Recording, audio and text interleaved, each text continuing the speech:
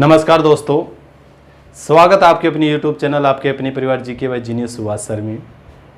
तो हम चर्चा कर रहे थे दिल्ली पुलिस के बारे में। यानी पिछली वीडियो हमने दिल्ली पुलिस के जो पिछले पेपर हुए हैं 2017 के अंदर जो पेपर लिए गए उन पेपरों के बारे में हम चर्चा कर रहे थे और उसी में से एक पेपर हमने करवाया था पिछली वीडियो के अंदर। आज जो दूसरा पेपर लेके आए हैं उस पेपर के बारे में हम चर्चा करेंगे। यानी दिल्ली पुलिस का जो पिछले पेपर हुए हैं जिसमें से सिर्फ और सिर्फ हम जीएस जनरल नॉलेज का क्या कर रहे हैं, हमें जो है जीएस का जिक्र कर रहे हैं, जनरल स्टडीज़ का। तो ज़्यादा से ज़्यादा सभी बच्चे क्या है, एक तो वीडियो को शेयर किया करो। सिर्फ और सिर्फ आपसे क्या है, शेयर मांगते और कुछ नहीं मांगते भी। ज़्यादा से ज़्यादा वीडियो को क्या है, शेयर करने का काम किया करो। यानी ज़्यादा से ज़्यादा बच्चे इसका क्या है, लाभ उठा सके भी। तो आज आपके सामने दूसरा पेपर है जिसके बारे में हम चर्चा कर रहे हैं, बहुत इंपॉर्टेंट है। पहला जो क्वेश्चन दिया हुआ है, सभी क्वेश्चन आप समझना, मैं क्वेश्चन लिखने की कोशिश बहुत कम करूँगा। तो आपको सिर्फ सबसे पहले क्या है, प्रश्न को समझना है, उसके बाद उसके बारे में हम चर्चा करें। पहला जो क्वेश्चन दिया हुआ है, यानी योजना आयोग के पहले अध्यक्ष कौन थे भी। यानी योजना आयोग का जैसे जिक्र किया है, किसका जिक्र किया है, योजना आयोग। तो योजना जो आयोग है आपका, योजना आयोग, तो योजना आयोग के पहले अध्यक्ष कौन थे, इसका जैसे जिक्र किया है। तो हम सब बच्चे जानते हैं भी योजना आयोग का जो पहला अध्यक्ष था कौन था, पहला अध्यक्ष पंडित जवाहरलाल नेहरू। यानी योजना आयोग के प्रथम जो अध्यक्ष थे आपके कौन थे, पंडित जवाहरलाल नेहरू थे भी, जवाहरलाल नेहरू। ये आपको ध्यान होना चाहिए। पिछली वीडियो में भी हमने योजना आयोग का जैसे जिक्र किया था भी, योजना आयोग 1950 में बना था। यानी 1950 में, आज क्या है वो नीति आयोग है। क्या है आपका, नीति आयोग। आपको ध्यान होना चाहिए, नीति आयोग हो या योजना आयोग हो, इसका जो प्रमुख होता है वो कौन होता है, आपको ध्यान होना चाहिए, वो पीएम होता है, प्रधानमंत्री। यानी भारत के जो प्रधानमंत्री हैं वही क्या होते हैं, योजना आयोग या नीति आयोग के क्या होते हैं, अध्यक्ष होते हैं। इसके अलावा योजना आयोग जो होता है उसका एक उपाध्यक्ष भी होता था। प्रथम उपाध्यक्ष का हम जिक्र करें तो प्रथम उपाध्यक्ष थे, यानी अध्यक्ष तो आपके जवाहरलाल नेहरू थे, परंतु प्रथम उपाध्यक्ष जो थे वो आपके गुलजारी लाल नंदा भी, गुलजारी लाल नंदा भी। वेरी वेरी इंपॉर्टेंट क्वेश्चन है। मैंने इसके बारे में भी पहले आपको बताया हुआ था, इस क्वेश्चन के बाद गुलजारी लाल नंदा, क्योंकि कुरुक्षेत्र का आधुनिक वास्तुकार अगर किसी को माना जाता है तो कौन है, गुलजारी लाल नंदा है। और राजनीतिक जीवन से, राजनीतिक क्षेत्र से वो क्या है, कुरुक्षेत्र के साथ जुड़े हुए थे। तो आपको ध्यान होना चाहिए, जवाहरलाल नेहरू है, ये क्या थे, प्रथम, यानी जो आपका योजना आयोग थी, योजना आयोग के क्या थे, अध्यक्ष थे। वेरी वेरी इंपॉर्टेंट है।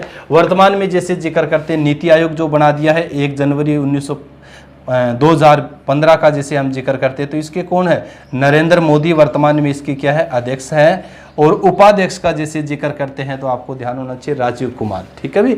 और इसके सीईओ का जैसे जिक्र करें, पिछली वीडियो में मैंने नहीं बताया था इस चीज़ के बारे में, क्वेश्चन तो ये पहले भी आ चुके हैं।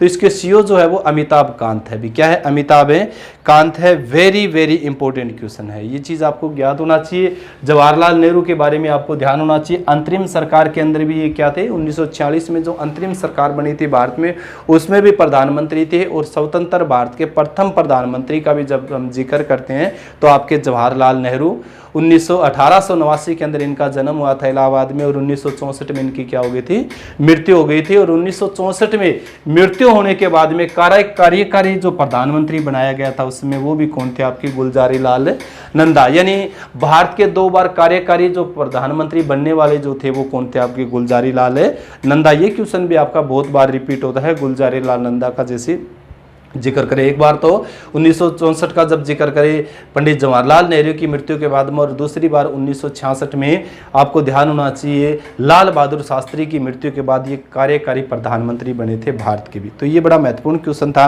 नेक्स्ट जो क्वेश्चन आपका दिया हुआ आया हुआ है, इसमें से इनमें से कौन सा प्लास्टिक मनी के रूप में जाना जाता है। यानी प्लास्टिक मनी किसे कहा जाता है भारत में, ये एक आपका क्वेश्चन है। सबसे पहले तो मनी के बारे में आपको जानकारी होनी चाहिए भी, मनी क्या होता है। यानी निम्न में से कौन सा प्लास्टिक मनी के रूप में जाना जाता है। प्लास्टिक मनी का जैसे जिक्र किया है, प्लास्टिक मनी भी, प्लास्टिक मनी।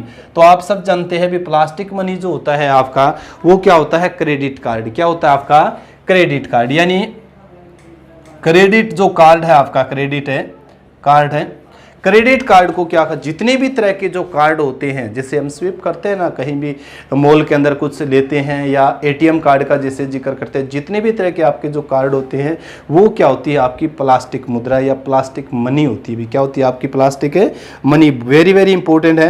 यानी क्रेडिट कार्ड को ही हम किस मुद्रा के रूप में जानते हैं, यानी प्लास्टिक मुद्रा के रूप में। देखो आपको ध्यान होना चाहिए, कागजी मुद्रा का जैसे जिक्र करते हैं, कागजी जो मुद्रा है, कागजी मुद्रा, तो कागजी मुद्रा किस देश की देन है, चीन की भी। सबसे पहले जो कागजी मुद्रा की शुरुआत हुई थी 7वीं शताब्दी में, जब हम जिक्र करते हैं तो इसकी शुरुआत सबसे पहले कहाँ पर हुई थी, चीन के अंदर हुई थी। जबकि हमारे पास जो क्वेश्चन दिया हुआ वो प्लास्टिक मुद्रा का जैसे जिक्र किया है, तो प्लास्टिक मुद्रा, प्लास्टिक मनी आपका क्रेडिट कार्ड होती है भारत में। इसके अलावा जैसे जिक्र करते हैं भारत में भी कागजी मुद्रा का जैसे जिक्र करते हैं, कागजी मुद्रा। तो कागजी मुद्रा की जैसे शुरुआत का हम जिक्र करें तो पहले भारत सरकार क्या करती थी, कागजी मुद्रा जारी करती थी भारत सरकार। भारत में हम जिक्र करते थे 1917 में भी, ठीक है भी, 1917। बाद में ये अधिकार किसको दे दिया गया था, RBI, reserve bank of India को। और आरबीआई ने सबसे पहले ये मुद्रा जारी की थी 1938 में, क्योंकि आरबीआई की स्थापना हम पढ़ते भी 1935 में हुई थी। कब हुई थी, 1935 से, ठीक है। ये चीज भी आपको क्लियर होना चाहिए। वेरी वेरी इंपॉर्टेंट क्वेश्चन है।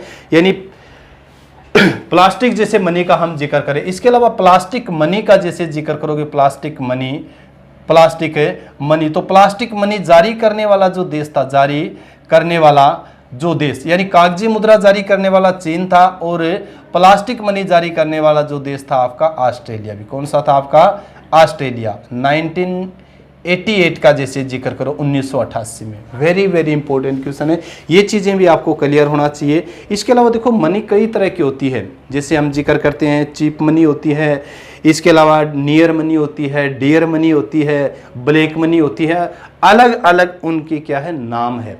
कईयों को जैसे हम जिक्र करते हैं भी, चीप मनी जैसे का जिक्र करें भी, कम इंटरेस्ट के ऊपर जो दिए जाते हैं, डियर मनी अधिक इंटरेस्ट के ऊपर जो पैसे दिए जाते हैं, उनको अलग अलग।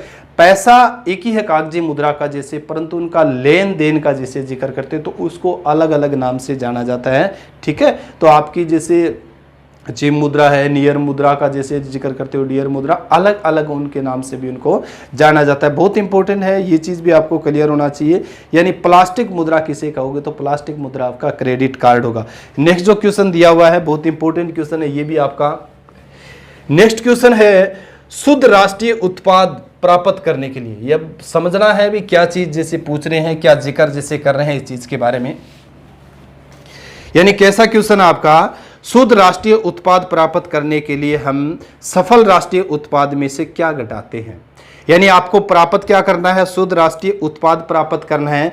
तो शुद्ध राष्ट्रीय उत्पाद प्राप्त करने के लिए सकल राष्ट्रीय उत्पाद जो है आपका, यानी नेट नेशनल प्रोडक्ट जिसको बोलते हो, NNET जैसे P बोलोगे, NNP में से क्या घटाया जाएगा, यानी आपके पास है शुद्ध राष्ट्रीय उत्पाद प्राप्त हो जाएगा। तो हम क्या घटाते हैं इसमें से, हानि या ह्रास घटाते हैं भी। यानी इसमें से क्या घटाओगे आप, हानि या ह्रास का जैसे जिक्र करते हो, ह्रास घटाते हो, तो आपके पास क्या आ जाती है, आपको ध्यान होना चाहिए, GNP। क्या आ जाती है आपकी, GNP, यानी शुद्ध राष्ट्रीय उत्पाद प्राप्त हो जाता है। ये चीज आपको क्लियर होना चाहिए, वेरी वेरी इंपॉर्टेंट है। लॉस ऑफ है डिप्रेशन जिसको जिक्र करते हो, हानि या ह्रास को अगर आप NNP में से घटाओगे तो आपके पास क्या आ जाएगी, शुद्ध राष्ट्रीय उत्पाद प्राप्त होगा। ये इकोनॉमिक्स का एक क्वेश्चन है, बहुत ही इंपॉर्टेंट है। ये चीजें आपको क्लियर होना चाहिए। कभी हम करेंगे इकोनॉमिक्स का जैसे जिक्र करेंगे, GDP का है, GNP का है, NNP का है, सभी के बारे में भी हम चर्चा करेंगे, बहुत इंपॉर्टेंट है। नेक्स्ट जो क्वेश्चन दिया हुआ है आपका, इंपॉर्टेंट क्वेश्चन है नेक्स्ट भी जो आपका है, जिक्र किया है संविधान द्वारा किस प्रकार, यानी कितने प्रकार के आपातकाल है। यानी भारतीय संविधान में कितने तरह के आपातकाल है। वेरी वेरी इंपॉर्टेंट, हमेशा कोई भी आप पेपर उठा के देखो, उस पेपर के अंदर इस तरह के आपके क्वेश्चन आते रहते हैं भी। यानी इससे संबंधित आपके क्वेश्चन आते हैं, जैसे संविधान द्वारा कितने प्रकार के आपातकाल की परिकल्पना की गई है। यानी भारतीय संविधान का जैसे जिक्र किया है, भारतीय संविधान, तो भारतीय जो संविधान में कितने तरह के, कितने प्रकार के आपातकाल है, तो आप सब बच्चे जानते हैं कितने तरह के हैं, 3 प्रकार के भी। कितने प्रकार के हैं? 3। भारतीय संविधान के अंदर 3 प्रकार के आपातकाल है। सबसे पहले आपको जानकारी होनी चाहिए, आपातकाल जो भारतीय संविधान में है ये किस देश से लिए हैं? ये हमने जर्मनी से लिए भी। किस देश से? जर्मनी। यानी जर्मनी का वाइमर जो संविधान है, कौन सा संविधान है? जर्मनी का वाइमर संविधान से हमने क्या लिया है? वाइमर संविधान से हमने आपातकाल लिए हैं। जिक्र करें आपातकाल का जो वर्णन भारतीय संविधान के किस भाग में है, भाग का जिक्र करते हैं, वेरी वेरी इंपॉर्टेंट है। तो कौन सा भाग है आपका? 18वां। कौन सा भाग आपका? 18वां। यानी भारतीय संविधान के भाग नंबर 18 अनुच्छेद 352 से लेकर आप 360 तक जो पढ़ते हो उसमें किसका वर्णन है? राष्ट्रीय आपातकाल का वर्णन है। किसका वर्णन है? राष्ट्रीय आपातकाल। जर्मनी से लिया गया है, सबसे इंपॉर्टेंट है, ये चीज पढ़नी चाहिए। भाग अगर पूछे तो आप भाग बता सकते हो कौन से भाग में, 18वें भाग के अंदर है। इसके अलावा 3 तरह के जैसे आपातकाल की आपने चर्चा की है। एक तो होती है आपकी अनुच्छेद 300, नंबर 1 क्या होता है? अनुच्छेद 352। दूसरा होता है आपका अनुच्छेद 356 और तीसरा अगर आप जिक्र करोगे तो कौन सा होगा आपका? अनुच्छेद 360 भी। ठीक है, 360। यानी एक होता है अनुच्छेद 352, 356 और 360। 3 तरह के क्या है आपके आपातकाल है भारत में, जिक्र करोगे। इसमें से सबसे इंपॉर्टेंट आपको ये जानकारी होनी चाहिए, पता होना चाहिए भी कौन सा जो आपातकाल है कहां पर लगता है। यानी संपूर्ण देश के अंदर लगेगा, संपूर्ण देश में। तो संपूर्ण देश में जो राष्ट्रीय आपातकाल जिसको बोलते हो, संपूर्ण देश में जो आपातकाल का प्रयोग होता है वो कौन सा? अनुच्छेद 352।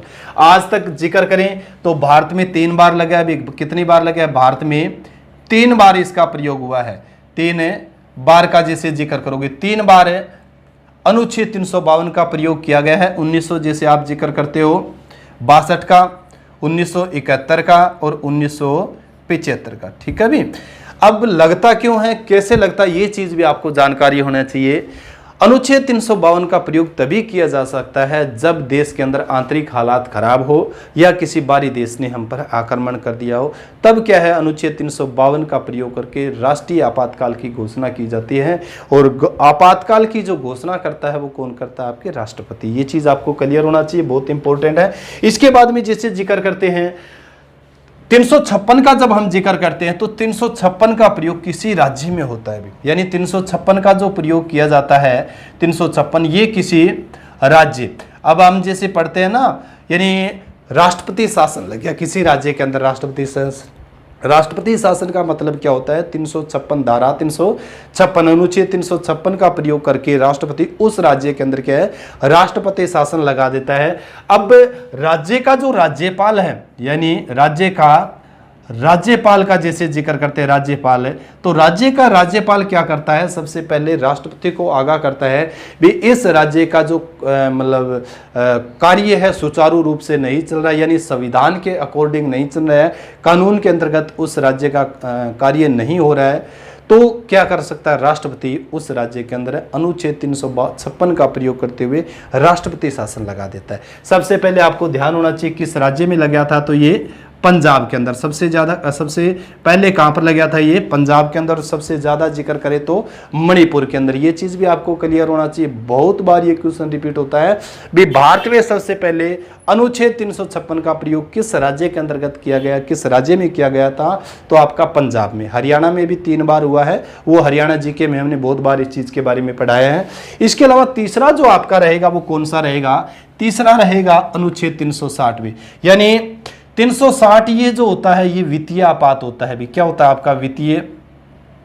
ठीक है, वित्तीय आपात का जैसे जिक्र करो, वित्तीय आपात। भारत में आज तक वित्तीय आपात की घोषणा नहीं की गई भी। यानी जो वित्तीय आपात होता है अनुच्छेद 360 का जो प्रयोग किया जाता है, इसका आज तक प्रभाव यानी देखने को नहीं मिला। यानी 360 वित्तीय आपात भारत में आज तक नहीं लगा है। 352, 356 और 360 का हम बहुत बार जिक्र पढ़ते हैं, तो बहुत इंपॉर्टेंट जो है ये आपका, ये चीज आपको होना चाहिए। 352 भी पढ़ना है, 56 और 60। और जर्मनी के वाइमर संविधान से लिए भारतीय संविधान के भाग नंबर 18 में इसका क्या है? वर्णन है। यहां से हमेशा आपके क्वेश्चन रिपीट होते हैं। एक बिल्कुल आप गांठ बांध कर रखना इस क्वेश्चन की, तो यहां से तो आपका क्वेश्चन पक्का आना है दिल्ली पुलिस के अंदर भी। नेक्स्ट जो क्वेश्चन दिया हुआ है, यानी लोकतंत्र की जरूरी विशेषता खालिस्तान को प्रमुख, यानी लोकतंत्र जो होता है, डेमोक्रेटिक का जिसे जिक्र करते हैं, डेमोक्रेसी, लोकतंत्र का जिसे जिक्र करते हैं, तो लोकतंत्र की महत्वपूर्ण विशेषता क्या है, ये एक आपका क्वेश्चन दिया हुआ है। देखो समझने वाली बात है और कोई लंबी चौड़ी ऐसी कहानी नहीं है। संविधान की विशेषता पढ़ें तो अलग है। संविधान की विशेषता का हम जिक्र करें भी, जैसे विश्व का सबसे बड़ा है, विश्व का सबसे बड़ा लिखित संविधान है, दूसरे देशों का प्रभाव है, ये विशेषताएं हैं भारतीय संविधान की। परंतु इसने जो जिक्र किया है वो किसका जिक्र किया है, लोकतंत्र की जरूरी विशेषता खालिस्तान को प्रमुखता देना है। अब लोकतंत्र का जिसे हम जिक्र करते हैं, लोकतंत्र की, अब लोकतंत्र से सबसे पहले आपका पता आ रहा है, लोक मतलब क्या होता है, जनता भी, यानी क्या होती है आपकी जनता, यानी नागरिक का जैसे जिक्र करें, नागरिकों को प्रथम जो विशेष रूप से मतलब विशेष महत्व दे, उसी को हम क्या बोलते हैं, लोकतंत्र कहते हैं। तो लोकतंत्र की जरूरी विशेषता नागरिक को प्रमुखता देना है, यानी जनता को क्या देना है, प्रमुखता देना। तो लोकतंत्र की यही क्या है, एक विशेषता है भी। लोकतंत्र, डेमोक्रेसी का जैसे हम जिक्र करते हैं, भारत कब लोकतंत्र बना था आपको ध्यान हो, 26 जनवरी 1950 को भी, यानी 26 जनवरी 1950 को भारत क्या बना था, एक लोकतंत्र, डेमोक्रेटिक कंट्री के रूप में हम जानते हैं इसको, ठीक है। यानी लोकतंत्र के लिए आपको ध्यान होना चाहिए, विश्व के बहुत महत्वपूर्ण देश, हमारा पड़ोसी देश ही जैसे वर्मा का हम जिक्र करते हैं, आंग सान सू की एक डेमोक्रेटिक लीडर है, लोकतांत्रिक जो नेता है, उसने ने तो वर्मा के लोगों के लिए लोकतंत्र स्थापित करने के लिए भी बहुत सा संघर्ष किया था। हमने भी जैसे क्या किया था, संघर्ष किया था। तो ये चीज हम पढ़ते हैं लोकतंत्र। तो लोकतंत्र की प्रमुख विशेषता यही होती है, उसकी प्रमुख विशेषता भी जनता या नागरिकों को क्या है, महत्व देना है। नेक्स्ट जो क्वेश्चन दिया हुआ है आपका बहुत इंपॉर्टेंट है, कौन सा देश एकल पार्टी प्रणाली का अनुसरण कर रहा है भी, यानी 4 देश दिए हैं ऐसे, जैसे देश दिए हैं, चिली का जिक्र किया है, चीन का जैसे जिक्र किया है, रूस का जैसे जिक्र किया है और स्पेन, ठीक है भी। तो ये 4 देश दिए हैं एकल पार्टी का अनुसरण कर रहा है। एकल पार्टी मींस क्या होती है, उसमें एक ही पार्टी होती है देश का। तो चीन, कौन सा देश एकल पार्टी का अनुसरण कर रहा है, 4 देश दिए हैं, तो आपको ध्यान होना चाहिए हमारा पड़ोसी देश चीन जो है वो एकल पार्टी का क्या कर रहा है, अनुसरण कर रहा है। यानी वहां पर कौन सी पार्टी है, साम्य दल का जिसे जिक्र करते हैं, कम्युनिस्ट पार्टी है। कौन सी पार्टी है वहां पर है, कम्युनिस्ट पार्टी है। इसीलिए जब हम कई बार कोई चाइना से संबंधित कोई मुद्दा उठता है तो हम देखते हैं ना भी, हमारे जैसे वेस्ट बंगाल के अंदर जो पार्टियां हैं, CPIM और CPI का जैसे communist party of India, communist party of मार्क्सवादी का जैसे जिक्र करते हैं, तो उनका झुकाव किसकी तरफ है, चीन, क्योंकि चीन एकल पार्टी है और वहां पर कौन सी पार्टी आपकी, कम्युनिस्ट पार्टी है। आपको ध्यान होना चाहिए चिली देश दिया है, चिली दक्षिणी अमेरिका महाद्वीप का एक देश है, सेंटियागो इसकी राजधानी है। दूसरा देश दिया है इन्होंने, कौन सा है, रूस का जैसे जिक्र किया है। रूस आपका विश्व का सबसे बड़ा क्षेत्रफल वाला देश है, ठीक है, सबसे ज्यादा क्षेत्रफल 2 महाद्वीपों के अंदर अवस्थित है, यूरेशिया में आता है। वैसे एशिया और यूरोप का जैसे हम जिक्र करते हैं, मॉस्को इसकी राजधानी है। यानी सबसे ज्यादा विस्तार रूस का कहां पर है, एशिया महाद्वीप में, परंतु इसकी राजधानी कहां पर है, यूरोप के अंदर। ये चीज भी आपको क्लियर होना चाहिए। और एक देश आपका दिया है स्पेन, यूरोप कंट्री है, बुल फाइटिंग इस देश का क्या है, यानी राष्ट्रीय खेल है। और स्पेन की राजधानी क्या है, मैड्रिड है। ये चीज भी आपको क्लियर होना चाहिए। खास करके हम जिक्र करते हैं कोलंबो, जिसने अमेरिका की खोज की थी, कोलंबो किस देश का नागरिक था, ये भी आपका स्पेन का था भी। कहां का था आपका, स्पेन। जानकारी होनी चाहिए ये चीजें भी आपको। नेक्स्ट जो क्वेश्चन दिया है, नेक्स्ट क्वेश्चन है, भारतीय संविधान के किस अनुच्छेद के अंतर्गत केंद्र सरकार राज्य सरकार को निर्देश दे सकती है। यानी हम जैसे जिक्र करते हैं, यानी केंद्र सरकार क्या है आपकी, केंद्र सरकार है, राज्य सरकार को निर्देश दे सकती है, राज्य सरकार। तो केंद्र सरकार राज्य सरकार को जो निर्देश दे सकती है वो किस अनुच्छेद का जैसे जिक्र किया, तो अनुच्छेद 256 के अंतर्गत, ठीक है भी। अनुच्छेद है 256 में, वेरी वेरी इंपॉर्टेंट क्वेश्चन है, आपको क्लियर होना चाहिए इस चीज के बारे में। यानी केंद्र और राज्य सरकार के विकेंद्रीकरण का जिसे हम जिक्र करते हैं ना, तो केंद्र और राज्य सरकार के बीच में एक स्थायी संबंध होता है, उसका वर्णन भी आपके संविधान के अंदर है। भारतीय संविधान में जब हम जिक्र करते हैं इस चीज के बारे में, तो आर्टिकल 256, अनुच्छेद 256 का जब हम जिक्र करते हैं बहुत इंपॉर्टेंट है। तो अनुच्छेद 256 के अंतर्गत जो हम पढ़ते हैं भी केंद्र सरकार क्या कर सकती है, राज्य सरकार को दिशा निर्देश दे सकती है, भी दिशा निर्देश दे सकती है। वेरी वेरी इंपॉर्टेंट क्वेश्चन है, ये चीजें भी आपको क्लियर होना चाहिए। नेक्स्ट जो क्वेश्चन दिया हुआ है बहुत इंपॉर्टेंट है, किस भारतीय शासक का राज्य विस्तार बाहर से बाहर भी रहा है। भी एक चीज तो जिसे मैं पेपर उठा के देख रहा था, इस पेपर के बारे में पढ़ रहा था, तो जितने भी जो क्वेश्चन दिए हुए हैं उन क्वेश्चनों को हमने करवा रखे हैं ऑलरेडी। अगर मेरे ने जो लगभग 240 के आसपास जो वीडियो बन रही है आपकी, अगर उन वीडियो को आप अनुसरण करो, जितनी भी वीडियो बना रखी है, अगर आप हरियाणा जी के छोड़ दो, हरियाणा जी की दिल्ली पुलिस में आपकी पूछनी नहीं है, इसके अलावा जितने भी हमने 71 पेपर करवाए थे HSSC ने जो पूछी, उसमें से भी हमने करवाई है जीके, कौन सी, नेशनल जीके। उस नेशनल जीके के अंदर जितने भी क्वेश्चन मैंने करवाए थे उसके लगभग 70% क्वेश्चन आपके पेपर के अंदर आए हुए। यानी मैंने जो वीडियो बना रखी है GK by genius Subhash sir के चैनल पर, जो वीडियो अपलोड की हुई है यूट्यूब चैनल पे, उस पे जितनी भी वीडियो आप देखना, उन वीडियो के अंदर आपको ये क्वेश्चन सभी के सभी मिलेंगे। जैसे मैंने अब 256 का जिक्र किया था, पहले योजना आयोग के अध्यक्ष का जैसे जिक्र किया था, अब जो क्वेश्चन आपका आया है ये भी, किस भारतीय शासक का राज्य विस्तार बाहर से बाहर भी था। भी यानी भारतीय शासक का जैसे जिक्र किया है, भारतीय शासक,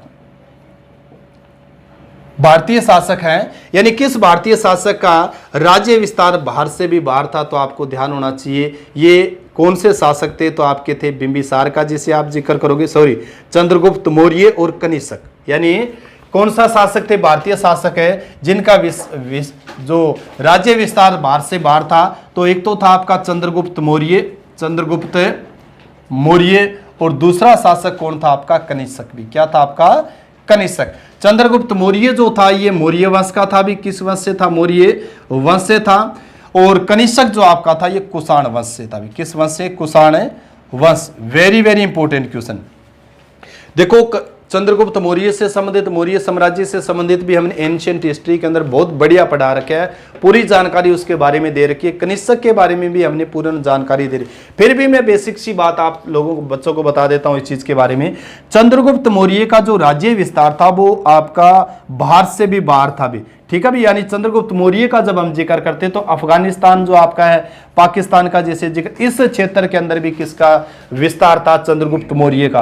और इसी के समय आपको ध्यान होना चाहिए, कनिष्क का भी हम जिक्र करते हैं तो भारत के साथ साथ पाकिस्तान, अफगानिस्तान, इस क्षेत्र तुर्कमेनिस्तान का जो क्षेत्र है उस क्षेत्र में कनिष्क का भी अधिकार था। खासकर हम जब चंद्रगुप्त मौर्य का जिक्र करते हैं, 305 ईस्वी पूर्व के युद्ध का जैसे जिक्र करते हैं, 305 ईस्वी पूर्व का जो युद्ध है, खास करके चंद्रगुप्त मौर्य और जो आपका क्या उसका शासक था किसका, जिसको अगर दूत भी कहा जाता है, Seleucus Nicator. Very good, important है सेल्यूकस निकेटर। यानी चंद्रगुप्त मौर्य और सेल्यूकस निकेटर के बाद 305 ईस्वी पूर्व का जो युद्ध हुआ था, यानी चंद्रगुप्त मौर्य को उस युद्ध में चंद्रगुप्त मौर्य नहीं दिखाया गया, सेंट्रोकोस नाम से दिखाया गया है, परंतु बाद में भारतीय इतिहासकारों, अन्य इतिहासकारों ने कहा था भी सेंट्रोकोस कोई और नहीं था, चंद्रगुप्त मौर्य था। तो उसने अपनी विस्तार नीति का जिसे जिक्र करते हैं, मैंने पूरी जानकारी दी है मौर्य वंश की, परंतु ये जैसे चंद्रगुप्त मौर्य ये पहले पूर्व की ओर चला था, परंतु फिर कहां चला था, ये पश्चिम की ओर अपना राज्य विस्तार नीति के लिए। और सबसे पहले इसने सेल्यूकस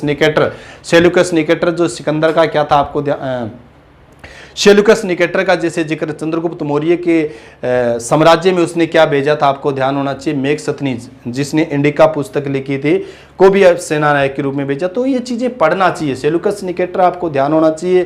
चंद्रगुप्त मौर्य सिकंदर का जब हम जिक्र करते, सिकंदर वापस जब गया था तो अपने साथ अपना जो ये जीता हुआ क्षेत्र किसको देकर चला गया था, सेल्यूकस निकेटर को। तो ये चीजें आप पढ़ो, सेल्यूकस निकेटर। तो चंद्रगुप्त मौर्य था जिसका राज्य विस्तार भारत के साथ बाहर था। इसके अलावा कनिष्क का भी आप जिक्र कर सकते हो। कनिष्क जो है, कनिष्क का जिसे हम जिक्र करें, पुरुषपुर इसकी राजधानी थी। पुरुषपुर जो वर्तमान में पाकिस्तान का जो भाग है, पेशावर का जो जिक्र करते वही बहुत इंपॉर्टेंट है। कनिष्क के काल में चौथी बौद्ध संगीति भी हुई थी। कनिष्क के काल में वसुमित्र, अशव घोष जैसे विद्वान भी रहे थे। अशव घोष ने क्या लिखी थी, आपको अलग अलग जैसे पुस्तकें भी लिखी थी, उनके बारे में भी आपको ध्यान होना चाहिए। चौथी बौद्ध संगीति हुई थी कुंडल वन के अंदर, ये सबसे ज़्यादा इंपॉर्टेंट होता है कुंडल वन, जो इनका कुंडल वन में चौथी बौद्ध संगीति हुई थी। इसके अलावा ये जानकारी भी आपको होना चाहिए, कनिष्क ने शक संवत दिया था हमें, क्या 57 ईस्वी पूर्व का, यानी फर्स्ट ईस्वी जो शुरू हुई थी, शक संवत किसकी देन है, वो भी आपकी कनिष्क की देन है। वेरी वेरी इंपॉर्टेंट क्वेश्चन, ये चीज़ें आपको पढ़ना चाहिए। तो भारत के दो ऐसे शासक थे जिनका राज्य विस्तार भारत के अलावा बाहरी देशों में भी था, यानी बाहर था, वो आपके कौन थे, कनिष्क और Chandragupta Maurya. Very very important. इसके अलावा इंडिका जरूर पढ़ना भी, हो सकता है ये इंडिका आपकी आ जाए किताबें। इंडिका किसने लिखी थी, मेघसतनीज जी। मौर्य वंश के बारे में हमें जो ज्यादा जानकारी मिलती है वो किस में मिलती है, या तो विशाख दत्त की मुद्राक्ष में मिलती है, या चाणक्य की अर्थशास्त्र में मिलती है, या फिर हमें इंडिका यानी मेघसतनीज की पुस्तक इंडिका में मिलती है। चाणक्य की जो अर्थशास्त्र है ये भी बहुत इंपॉर्टेंट है। चाणक्य के सहयोग से ही आपको ध्यान हो चंद्रगुप्त मौर्य गद्दी पर बैठा था 322 ईस्वी पूर्व का, जिसे जिक्र करते हो, ठीक है भी। और 298 ईस्वी पूर्व तक क्या रहा था, ये गद्दी पर रहा था। और 298 ईस्वी पूर्व सणवेगोला कर्नाटक में इसने क्या है, उपासना सलेखना पद्धति द्वारा क्या है, प्राण त्याग दिए। तो ये चीजें भी पढ़ो भी, बहुत इंपॉर्टेंट है। इसके अलावा एक नेक्स्ट क्वेश्चन दिया हुआ है, बिंबिसार निम्नलिखित राजवंशों में किसके संस्थापक है, ये भी मैंने बहुत बढ़िया तरीके से पढ़ाया हुआ है। यानी बिंबिसार का जैसे जिक्र किया, क्वेश्चन जो आपका आया हुआ है, तो बिंबिसार को किस वंश के संस्थापक के रूप में जाना जाता है। अब बच्चे कंफ्यूज होते हैं इस चीज के बारे में। बिंबिसार का जैसे जिक्र किया है, किसी का जिक्र किया, बिंबिसार, तो किस वंश का संस्थापक है, ये हर्यक वंश का संस्थापक, हर्यक वंश। अब हर्यक वंश क्या है, सबसे पहले मैंने जैसे पहले भी आपको जिक्र किया था, 5वीं 6वीं ईस्वी शताब्दी ईस्वी पूर्व क्या होते थे, 16 महाजनपद होते थे। 16 महाजनपदों में मैंने पिछली वीडियो में जैसे बताया था, सबसे मजबूत महाजनपद था आपका मगध। और मगध जनपद जो था आपका, मगध जनपद का बाद में क्या है, अलग अलग जैसे जिक्र करते हैं, यानी मगध जो साम्राज्य है। अब मगध जनपद सारे जो महाजनपद थे उनको मिलाकर किस साम्राज्य की स्थापना हो गई थी, आपके मगध साम्राज्य की, मगध साम्राज्य का जैसे जिक्र करते हैं। अब मगध साम्राज्य में भी आपके कई वंश है, जैसे आपका पहला वंश कौन सा, हर्यक वंश है भी। दूसरा वंश आप जिक्र करते हो तो कौन सा, आपका शिशु नाग वंश है भी, कौन सा, शिशु नाग वंश है। और तीसरा जो आप जिक्र करोगे तो कौन सा वंश रहेगा, आपका नंद वंश भी। और नंद वंश को हराकर भी आपके चंद्रगुप्त मौर्य ने किस वंश की स्थापना करी थी, मौर्य वंश। घनानंद का जैसे हम जिक्र करते, किसके समकालीन था घनानंद, ये भी बहुत बार पूछा जाता है, सिकंदर के समकालीन था। तो हर्यक वंश जो है, इस हर्यक वंश के संस्थापक कौन, आपके बिंबिसार है। हर्यक वंश में भी आपको ध्यान होना चाहिए, कई राजा हुए हैं, जैसे राजा उदयन का हम जिक्र करते हैं, ठीक है भी। यानी हर्यक जो वंश आपका है, ये हर्यक वंश में कई राजा हुए हैं, जैसे बिंबिसार का आप जिक्र करते हो। बिंबिसार के बाद में आजाद शत्रु का आप जिक्र करोगे, आजाद शत्रु के बाद आप जिक्र करोगे उदयन का जैसे जिक्र करते। इस वंश को पितरहर्ता वंश के रूप में भी जाना जाता है, पितरहर्ता। वेरी वेरी इंपॉर्टेंट क्वेश्चन है, भारतीय इतिहास में किस वंश को पितरहर्ता के रूप में जाना जाता है, तो पितरहर्ता के रूप में जाना जाता है आपका हर्यक वंश। हर्यक वंश के संस्थापक आपके बिंबिसार थे। बिंबिसार की हत्या की थी अजात शत्रु ने, और अजात शत्रु की हत्या की थी उदयन ने भी। किसने, यानी बिंबिसार के बेटे ने, अजात शत्रु ने अपने पिता की हत्या की, और अजात शत्रु के बेटे उदयन ने अपने पिता की हत्या की। इसीलिए भारतीय इतिहास में इसको पितरहर्ता के नाम से जाना जाता है। अजात शत्रु को कुणिक के नाम से भी जाना जाता है, किस नाम से, Kunik. Very very important question है, कुणिक है। और शिशुनाग वंश का एक राजा आएगा, जैसे हम जिक्र करते हैं, कालाशोक भी, क्या था, कालाशोक। और कालाशोक को भारतीय इतिहास में काक वर्ण के नाम से जाना जाता है, काक है वर्ण। ये चीज पढ़ो, खास करके एंशियंट हिस्ट्री में ने मगध साम्राज्य के अंदर हर एक शासक के बारे में आपको विस्तृत बढ़िया जानकारी दी है। श्रवणिक के नाम से जैसे जाना जाता था बिंबिसार को। अब एक चीज ये भी क्लियर होना चाहिए आपका, कई बार बच्चे कंफ्यूज होते हैं, एक बिंदुसार है भी, क्या है, बिंदुसार, और एक आपका क्या है, बिंबिसार है भी। तो बिंदुसार जैसे आप जिक्र करो, ये मौर्य वंश का है भी, किस वंश का है, मौर्य वंश का शासक है। जबकि बिंबिसार जो आपका है, ये हर्यक वंश यानी मगध साम्राज्य के अंतर्गत। बहुत बार कंफ्यूज होते हैं, मैंने बहुत बार आप बच्चों को सभी को बताया ये चीजें भी। बड़े बड़े विद्वान कहते हैं, सुकरात अरस्तु जैसे विद्वानों ने भी कहा है भी, भगवान परीक्षा किसी के ना ले भी। परीक्षा एक ऐसी चीज होती है, एग्जाम फोबिया जो होता है ना, परीक्षा का डर होता है, उस समय याद होता है, तब भी हम क्या है चीज भूल जाते हैं। परंतु एक शांत मन शांत चित्त के साथ अगर आप परीक्षा दो तो आप क्या एक न एक दिन जरूर सफल होगे, अच्छी मुकाम हासिल कर सकते हो भी। ठीक है, परीक्षा ऐसी चीज होती है, परीक्षा के समय हम कंफ्यूज हो जाते हैं, परंतु एक शांति के साथ सबसे पहले पेपर देखना। कंफ्यूज हो तो 1 मिनट शांत आप बैठकर दोबारा पेपर उठाकर सही तरीके से आप करोगे, क्योंकि मेरे साथ ऐसे बहुत बार हुआ है, हम अशांति के कारण कुछ गलत कर बैठते हैं और उसका खामियाजा हमें भुगतना पड़ता है, क्योंकि कोई भी गलती हो उस गलती के बड़े दूरगामी परिणाम होते हैं भी, बड़े दूरगामी परिणाम होते हैं। कभी चर्चा करेंगे भी दूरगामी परिणाम किस तरह होते हैं। तो आज हमने कुछ क्वेश्चनों के बारे में चर्चा की थी, बड़े इंपॉर्टेंट क्वेश्चन है, ऐसे क्वेश्चन हमने क्रिएट किए थे इससे संबंधित भी, जो क्वेश्चन आपके आने वाली परीक्षा के अंदर आपसे पूछे जाए भी। ठीक है भी, क्योंकि मैंने पेपर देखे हैं दिल्ली पुलिस के भी, एक पेपर में देखा है, दूसरे पेपर में उसी का अकॉर्डिंग आपके क्या है उस तरीके से क्वेश्चन पूछे हुए।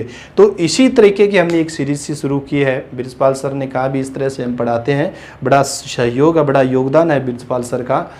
तो आप लोगों के लिए इतनी जो मेहनत कर रहे हैं, तो अगर आपको ये वीडियो पसंद आई है तो सभी बच्चे ज़्यादा से ज़्यादा सिर्फ और सिर्फ शेयर किया करो भी, और कुछ नहीं चाहते हम बच्चों से, शेयर किया करो ज़्यादा से ज़्यादा वीडियो को। इसी के साथ सभी बच्चों को जय हिंद जय भारत।